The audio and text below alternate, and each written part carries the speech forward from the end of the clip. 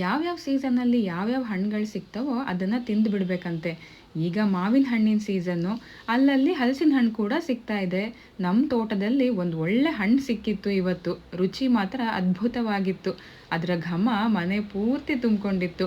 ಅದರ ಸಿಪ್ಪೆನ ಸುಮ್ಮನೆ ಎಸೆಯೋ ಬದಲು ಹಸುಗಳಿಗೆ ಕೊಡೋಣ ಅಂತ ನಾನು ನನ್ನಮ್ಮ ಹೋಗಿ ಕೊಟ್ವಿ. ಅದರ ರುಚಿ ನೋಡಿದ್ಮೇಲೆ ಈ ಹಸುಗಳನ್ನ ಕೇಳಬೇಕಾ, 1 ಗಂಟೆ ಆದರೂ ನಮ್ಮನೆ ಗೇಟಿಂದ ಕಾಲು ಕೀಳಲೇ ಇಲ್ಲ. ಆಮೇಲೆ ಸಂತೆಯಿಂದ ತಂದ ತರಕಾರಿ ಹಣ್ಣುಗಳನ್ನು ಸೆಪ್ರೇಟ್ ಮಾಡೋಣ ಅಂತ ಎಲ್ಲನೂ ರಾಶಿ ಹಾಕೊಂಡು ಕೂತಿದ್ದೀನಿ. ಮನೇಲಿ ಕೆಲವೊಂದು ತರಕಾರಿಗಳನ್ನು ಬೆಳ್ಕೊಳ್ಳೋದ್ರಿಂದ ಜಾಸ್ತಿ ಏನು ತಂದಿರಲಿಲ್ಲ. ಈ ಹಣ್ಣು ತರಕಾರಿನ ಕ್ಲೀನ್ ಮಾಡಿ ಇಡೋದು ತುಂಬಾ ಸುಲಭ. ಆದರೆ ಈ ಸೊಪ್ಪು ಕ್ಲೀನ್ ಮಾಡೋದು ಮಾತ್ರ ಸ್ವಲ್ಪ ಕಷ್ಟನೇ. ಅದು ಮಳೆ ಬಂದಿರೋದ್ರಿಂದ ಅರ್ಧ ಸೊಪ್ಪಲ್ಲಿ ಮಣ್ಣೆ ತುಂಬಿಕೊಂಡಿತ್ತು, ಇನ್ನರ್ಧ ಸೊಪ್ಪಲ್ಲಿ ಬೇರೆ ಸೊಪ್ಪುಗಳೆಲ್ಲ ಬೆರಕೆ ಆಗಿತ್ತು. ಆದರೂ ಒಂದು ಸಲ ಕ್ಲೀನ್ ಮಾಡಿಟ್ರೆ ವಾರ ಪೂರ್ತಿ ಅಡುಗೆ ಮಾಡ್ತಾ ತುಂಬಾ ಈಸಿ ಆಗತ್ತೆ ಅಂತ ಕಷ್ಟ ಆದರೂ ಕ್ಲೀನ್ ಮಾಡಿ ಇಟ್ಟಿದ್ದೆ.